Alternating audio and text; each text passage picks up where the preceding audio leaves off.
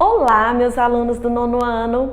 Vamos dar continuidade aqui no nosso conteúdo e eu vou mostrar para vocês aqui, relembrando onde nós estávamos, que foi o início desse slide que eu passei para vocês na última aula, e agora nós vamos concluir esse conteúdo. Então aqui no livro, tá? Módulo 4, o diálogo com o passado. Então, o que eu vou relembrar a vocês? Que nós estamos falando aqui de formas que a história da arte sempre retrata uma obra buscando referências no passado e sempre, inclusive nos dias de hoje, as obras contemporâneas, existe sempre uma inspiração, uma referência, uma base em algo que já aconteceu.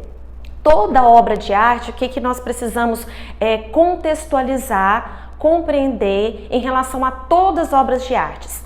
Ela é uma ilustração daquele período histórico em que o artista está vivendo. De uma forma ou de outra, mesmo que ele não tenha intenção, ele vai sempre colocar algum símbolo no seu quadro, alguma técnica que ele vai utilizar para fazer o seu quadro, a sua pintura, e isso em todos os segmentos artísticos. Na pintura, na escultura, na gravura, o tipo de material que eu vou utilizar vai dizer sobre a época em que eu pintei o quadro, o tipo de técnica que eu utilizei. E aqui que nós estamos falando de uma pintura conhecida a nível de modernismo brasileiro, uma obra que marcou uma fase histórica aqui no Brasil, então a gente percebe exatamente esses símbolos que a artista Tarsila do Amaral procurou representar no seu quadro. Então esse quadro encerrou a nossa última aula que nós tivemos sobre o conteúdo do módulo 4. E é a partir daqui que eu vou fazer essa recapitulação para a gente poder dar sequência nesse próximo conteúdo para poder finalizar esse módulo. Então vamos lá. Então o Abapuru, o que significa o Abapuru? Porque hoje nós vamos falar em relação ao manifesto antropofágico, que é a inspiração de outros quadros, outras obras de artes que nós vamos ver aqui no decorrer do capítulo. E vou falar também em relação a essa obra, mais aqui na frente, para fechar, a primeira missa do Brasil. Nós vamos ver os motivos de inspirações, o que levou à encomenda desse quadro, como que o artista conseguiu colocar todos os símbolos que representavam o momento, a cultura, as pessoas que frequentaram, sem estar presente no momento que aconteceu a primeira missa, certo? Mas isso a gente vai ver no decorrer aqui das apresentações de cada slide. Então vamos lá. Então, falando dessa obra, Abapuru, o que significa Abapuru? Tarsila do Amaral, quando ela pintou esse quadro, ela colocou o título Abapuru porque fazia uma referência à sua vida, principalmente na infância. Abapuru é uma palavra indígena que significa canibalismo. Antigamente, as crianças, quando iam dormir, acostumavam ouvir historinhas que por tradição cultural, muitas mães ainda dizem para os seus filhos nos dias de hoje. Mas na época, a Tarsila do Amaral ouvia muitas historinhas de que se a criança não dormisse naquele determinado horário, o bicho-papão iria aparecer.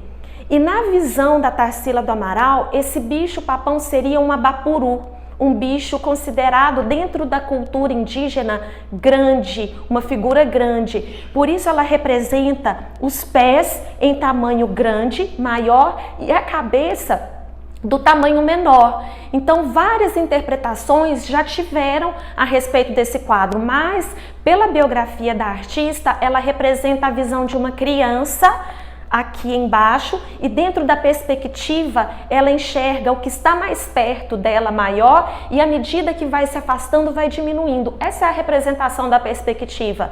Então é como se fosse uma imagem muito grande perto de uma criança pequena, e ela está vendo dessa forma, maior embaixo, e à medida que vai se distanciando, vai subindo.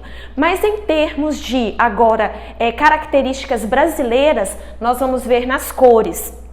que representa uma pintura, a bandeira do Brasil, o azul, o verde, o amarelo, o cacto representa a vegetação típica do Nordeste brasileiro. Então são várias informações que remetem à cultura brasileira e ao mesmo tempo à história da artista quando ela era criança. Então, ou seja, existem várias referências históricas do passado e do presente para Tarsila do Amaral ter feito esse quadro Abapuru. Enfim, ela presenteou esse quadro ao Oswaldo de Andrade. Na época, Tarsila do Amaral não estava aqui no Brasil. Ela presenteou Oswaldo de Andrade e ele vivia no momento aqui no Brasil, junto com outros artistas, a fase do modernismo. Foi por volta de 1922, mais ou menos, quando Oswaldo de Andrade recebeu de presente este quadro. E na época, o modernismo enfrentava uma barreira muito grande de aceitação para o público brasileiro, para a sociedade brasileira. Então ele se inspirou nesse quadro para poder fazer o manifesto antropofágico. E aí o que significa isso? Porque antropofagia significa o canibalismo dentro da linguagem indígena. Só que nós temos que transformar esse conceito, essa linguagem indígena, em uma visão artística, colocando em um contexto artístico brasileiro. Então nós vamos fazer essa tradução, esse vínculo que vai existir entre o índio e a cultura brasileira. Então eu vou passando aqui para frente. Todos esses quadros agora que eu vou mostrar para vocês aqui fazem parte do Manifesto Antropofágico e pertencem à artista Tarsila do Amaral. Só que nós já vimos um pouco sobre eles na aula passada e o foco hoje é o antropofagismo, então eu vou passar mais rápido aqui para vocês e vou parar aqui, onde nós temos aqui parte do texto do Manifesto Antropofágico. Oswaldo de Andrade, quando ele escreveu esse texto foi grande, foram várias páginas, mas não tem como eu colocar tudo para vocês. Então eu peguei alguns pedaços desse texto para poder colocar aqui. Não se preocupem em ler o que está escrito, não se preocupem, eu vou explicando para vocês tudo que está aqui no slide, tá? Certo? Então vamos lá. Então qual é a ideia do antropofagismo? O antropofagismo, gente, significa que o artista, ele pode sim modernizar a sua arte, se inspirando nas técnicas mais avançadas da pintura, materiais e tudo mais que havia de melhor, de mais novo na Europa. Ele poderia sim se inspirar nessas técnicas europeias, das vanguardas europeias, mas ele teria que colocar dentro de sua pintura um contexto brasileiro no seu tema, do seu quadro. Então, o que é isso? Então, esse manifesto antropofágico é quase um processo digestivo.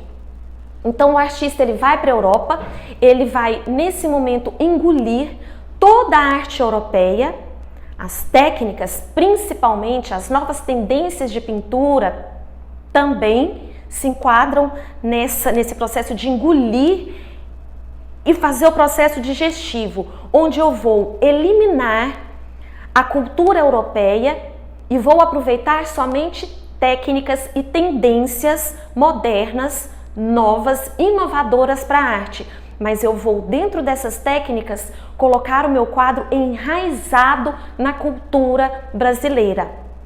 Tendo essa compreensão do manifesto antropofágico, as obras de arte, a partir desse momento, começaram a ser nacionalistas, patriotas, e passou a ser mais compreendida e aceita pelo público brasileiro. De que maneira isso aconteceu?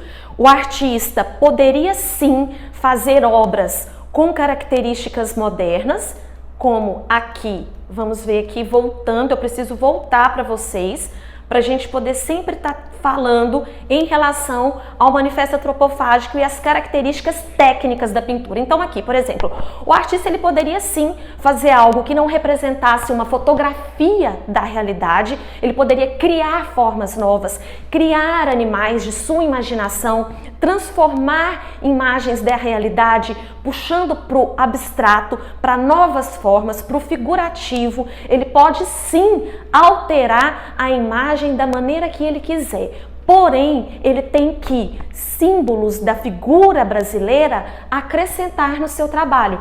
Cores, vegetação, a cultura brasileira, o povo brasileiro, animais típicos, a vegetação típica do Brasil. Ou seja, eu preciso ver no seu quadro características que vão fazer referência ao Brasil. E assim o público passou a aceitar melhor. Então o Manifesto Antropofágico, ele teve toda essa importância devido a isso. Porque antes os quadros, eles eram completamente temáticos do expressionismo, do cubismo, ou seja, a cultura europeia. E o brasileiro queria ver o quê? Obras de artistas brasileiros com características brasileiras. Então foi uma clareza de ideias que o Manifesto Antropofágico proporcionou tanto aos artistas como ao público. Então facilitou a comunicação, a interpretação, e a arte moderna passou a ser mais compreendida a partir desse momento. Então vamos lá. Então qual é a interferência quando a gente fala que busca artes do passado, como diz aqui no título do capítulo que nós estamos vendo? Qual é o diálogo do passado que o antropofagismo fez? Ele buscou a tendência atual do modernismo, das características modernistas quanto à forma, cores, maneira de expressar o que os olhos viam pelo artista, e ao mesmo tempo ele colocou a referência indígena, a referência da cultura brasileira lá atrás, no período da colonização, e aí vem toda a história que eu ainda vou complementar em outros slides aqui. Então vamos lá. Então aqui é um pedaço do Manifesto Antropofágico. Aqui vem dizendo referências do período em que aconteceu, quem foi o escritor que fez toda a criação do manifesto, que foi Oswald de Andrade. A época foi em 1928, ou seja, primeira metade do século XX, onde predominou o modernismo aqui no Brasil. A interpretação. Essa interpretação é o que eu acabei de explicar para vocês. O que significa o antropofagismo dentro da linguagem artística. Não podemos pegar o nome antropofagismo e traduzir somente dentro da linguagem indígena. Não. A palavra tem toda uma história artística e interpretativa, e por isso você precisa entender o que significa para poder também compreender melhor as obras de arte. Então aqui é um outro quadro que tem também no livro de vocês, dando sequência, de Theodore de Bray, uma obra que retratava as tribos indígenas dentro da visão do artista. Essa obra ela foi feita no século XVII, logo no período pós-colonização. Quando o Brasil foi colonizado, quando os europeus chegaram aqui no Brasil, o que eles encontraram? Tribos indígenas. Qual era o receio? Qual era o medo? Que esses índios eram canibais. O maior receio deles era esse. Então eles tinham uma visão fantasiosa daquilo que eles poderiam encontrar aqui no Brasil. E este quadro foi feito nessa visão fantasiosa, porque não foi isso que os europeus encontraram aqui, mas o antes de conhecer a visão que eles tinham de tribos indígenas era essa. Então por isso ele representou o seu quadro nessa forma. Ele não fez só a retratação de tribos indígenas. O mesmo artista, ele retratou toda a cultura, toda a vegetação, a fauna, a flora, a forma que o Brasil, quando eles chegaram aqui, a visão que eles encontraram. Então aqui nesse quadro é como se ele fizesse um mapa da costa brasileira quando chegaram aqui no Brasil no período colonial. Aqui outra imagem do mesmo artista, de uma obra do mesmo artista, também retratando costumes das tribos indígenas. Agora, finalizando, nós vamos ver a primeira missa do Brasil de Vitor Meireles. Então, como que se deu essa encomenda? Como que esse quadro foi feito? Sendo que o artista não estava lá no momento presente assistindo à missa. Esse quadro ele foi feito aproximadamente 2 séculos após o ocorrido da missa. Então, se não existiam máquinas fotográficas, filmadoras para poder registrar esse acontecimento, como que hoje nós podemos ter a ideia de como aconteceu essa primeira missa do Brasil? Ou até mesmo o Grito do Ipiranga, que é outro quadro histórico que registra momentos importantes do Brasil. Então, é através da pintura. Como Vitor Meirelles fez para se cercar dessas informações? Ele foi ao encontro dessa carta de Pero Vaz de Caminha ao rei de Portugal. Pero Vaz de Caminha relatou em um texto gigantesco todas as características, tudo que ele, com uma riqueza de detalhes imensa, tudo que ele encontrou aqui no Brasil, desde o momento em que a terra foi avistada pela primeira vez, até chegar no ocorrido da primeira missa do Brasil. As pessoas que estavam presentes, a maneira como elas se vestiam, a maneira como elas sentaram para assistir, a vegetação do local, onde que a cruz foi colocada, onde que o padre estava no momento de celebrar a missa, como que ele estava vestido, enfim, todos os detalhes com riqueza foram relatados nessa carta. E Vitor Meirelles teve em mãos essa carta, todos os relatos de outras cartas que informavam para ele como que ocorreu a primeira missa. Então, baseando nesses fatos do passado, ele produziu essa obra que representa a primeira missa que ocorreu aqui no Brasil e que serve para nós nos dias de hoje e que vai servir para futuros estudos posteriormente, para nós termos o conhecimento de como era nesse período. Então temos aqui os índios, temos a maneira como eles estavam dispostos no local para poder assistir a primeira missa. Então nós temos esse conhecimento graças às pinturas que registraram esse momento. Então, pessoal, é isso. Essa obra, ela finaliza o capítulo do módulo 4, aqui, nesta página. Então, com isso, com esse slide, a gente finaliza esse conteúdo e a partir da próxima aula já vamos para o módulo 5. Espero que tenha ficado clara a apresentação para vocês. Não se preocupem, é o que eu sempre falo para vocês, não se preocupem com o conteúdo do slide. Tudo que está sendo apresentado aqui faz parte do livro de vocês. As imagens, textos, explicações, tudo está aqui no livro, então vocês podem sempre estar acompanhando por aqui, tá bom? Então vou me despedir de vocês. Um beijo, se cuidem e até a próxima aula. Fiquem com Deus.